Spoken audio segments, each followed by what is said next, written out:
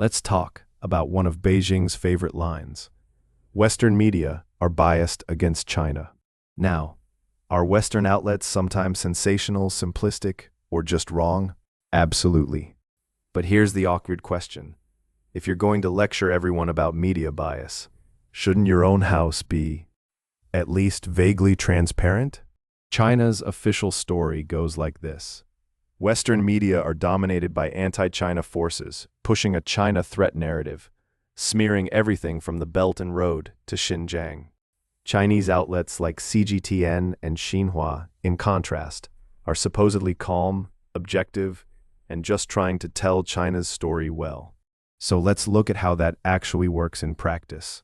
CGTN, China's main international TV network, is presented abroad as a normal professional broadcaster. But in 2021, UK regulators revoked its license after ruling it was ultimately controlled by the Communist Party, not an independent editorial board. Around the same time, CGTN was found to have aired forced confessions, the kind of thing most Western broadcasters would be sued into oblivion for. Xinhua and China Daily, meanwhile, buy space in Western newspapers, publishing glossy China Watch supplements. For years, many readers didn't realize these were paid government inserts. Only after U.S. regulators forced China Daily to disclose millions in spending did some outlets start labeling or dropping those sections. And, while Beijing complains Western media don't understand China, it quietly kicked out large numbers of American journalists in 2020 after the U.S. restricted Chinese state media staff. Reporters from the New York Times, Wall Street Journal, and Washington Post lost their China access just as the world was trying to figure out a new pandemic. Compare that to how Chinese state media are treated at home. No independent regulator, no real public oversight, and strict propaganda directives on sensitive topics like Tiananmen, Xinjiang, and top leaders. When's the last time you saw Xinhua run a hard-hitting investigative piece on CCP corruption without prior approval from above?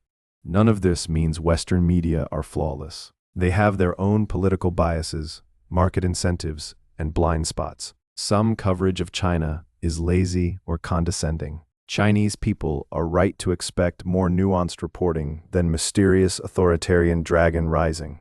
But there's a difference between saying Western media need to do better and pretending they're just propaganda arms, while Chinese state outlets are neutral truth-tellers.